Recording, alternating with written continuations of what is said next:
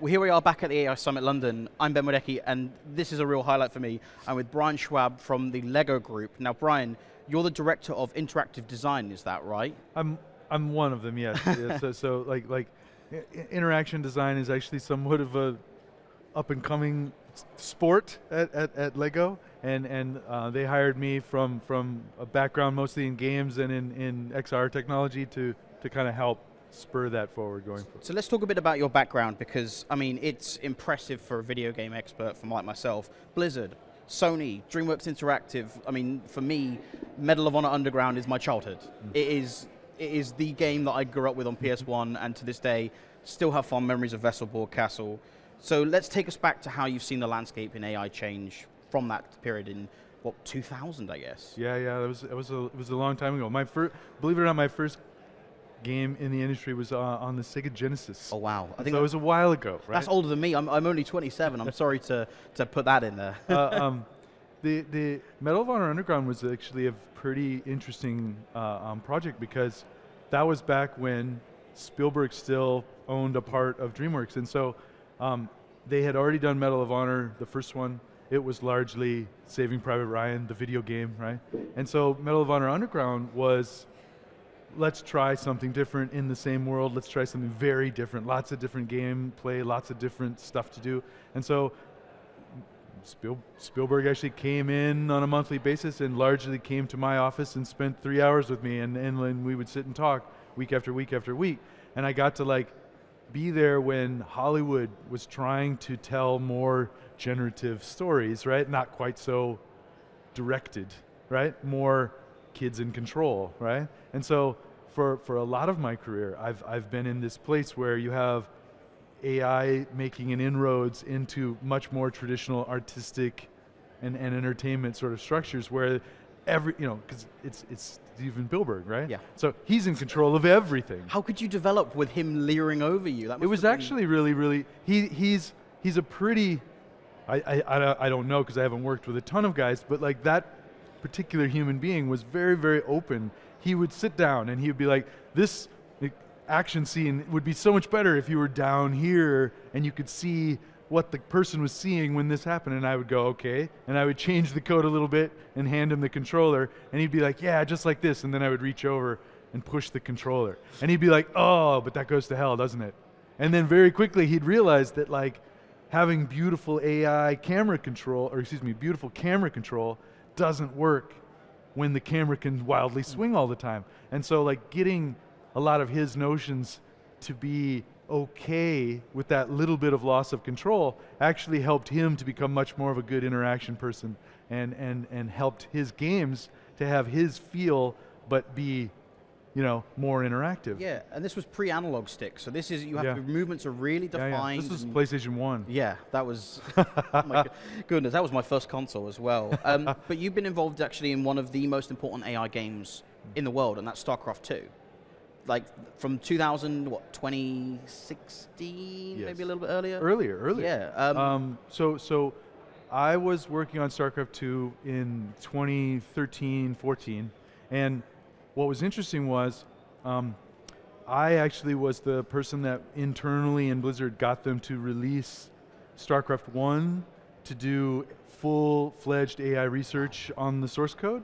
And so they had some early efforts to sort of work with the code base, but it was never officially sanctioned. And so because I was now a part of Blizzard at the time, I worked with the internal groups and got them to do all the legal paperwork to release it, so that the AI community could have StarCraft 1 as a base for doing AI research and all of that. And it led to many years of that. And then with the success of that, StarCraft 2 eventually became available and all of that. So yeah, I was actually a big push there to try and get that unhinged. That was still sort of an unofficial effort until I got in there and kind of was able to lever some from the inside. And how is it viewing what they've done with it? They've taken it and now it's better than some of the top esports players. That must be pretty proud for you, right? Yeah, no. It was always one of those things where I knew as soon one of Blizzard's strength is that they had such a collection of great game designers. It was almost like they were a little bit afraid of AI because they thought it was going to take away their ability to do good stuff. And it was like, no, no, no, you're seeing it as taking the wheel instead of being a multiplicative effort on all of your work, right? And I was able to kind of like help them see that I wasn't just giving the keys away, that I was actually going to make things better. So like, it's definitely like been nice to like watch all of that grow. But like, you know, I was always a believer right from the start. So it's just been nice that they they basically let the door open, you know. And now you're doing something a little different. You're at Lego, and if I'm right, you're working on something a little bit different in terms of interfaces. Talk me through a little bit about that. I mean, I can't talk too much about it, but like, needless to say, like a lot of my, because I'm in between Lego and the game industry, I was actually at another company called Magic Leap, which was a headset company, right? Mixed reality. And so a lot of my work in spatial computing has always been more top down, right? Pixels everywhere. And Lego is a little bit more bottom up, right? It's like the pixels are physical in this instance, right? We've been shipping pixels to everybody for 100 years. And so the trick with Lego is to try and get some of the interactivity and some of the beauty of like advanced interactive stuff, but like let's keep hands on bricks. And so that's a lot of what I'm working on now, is to try and be a bit more a return to the old, but like let's bring some of the good stuff with us. Sure. Brian, what are you thinking as well about generative stuff? Obviously you talked about it a little bit. I came up with a concept in my head, maybe you guys are working on it, is using it to help sculpts of new sets, because you know sets are a lot more complex than they were in 2000, especially on the Star Wars side for me. What's your thoughts on this? Anything that you guys are considering at the moment? I mean, we've got a good chunk of experiments going in like a lot of different directions. It's one of the great things about Lego is that they're always on the search for more play, right? Wherever the play takes us is a good direction to go. And so if we have tools that we can use that like let more kids tell their stories, then those, you know, generative systems are going to be embraced by Lego, just simply because they provide kids with the power, which is what we've always been trying to do. Sure. And Brian, finally, what's next for you?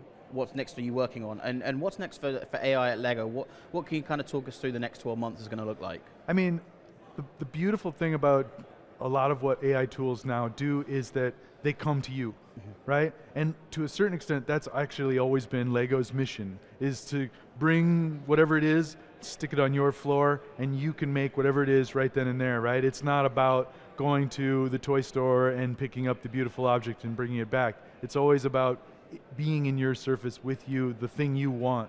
And a lot of generative AI is exactly that in like software form. And so I think we're starting to be, you're going to start to see a lot of like really, really cool stuff with Lego and with AI in general, because Lego has always been around individual kids.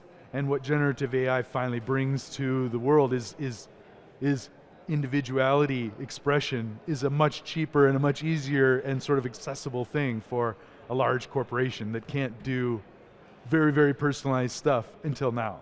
Well, Brian, I'm excited. I hope people out there are excited as well. It's been an absolute pleasure. Thank you so much for your time. Thank you. Thank you. It's good to be here.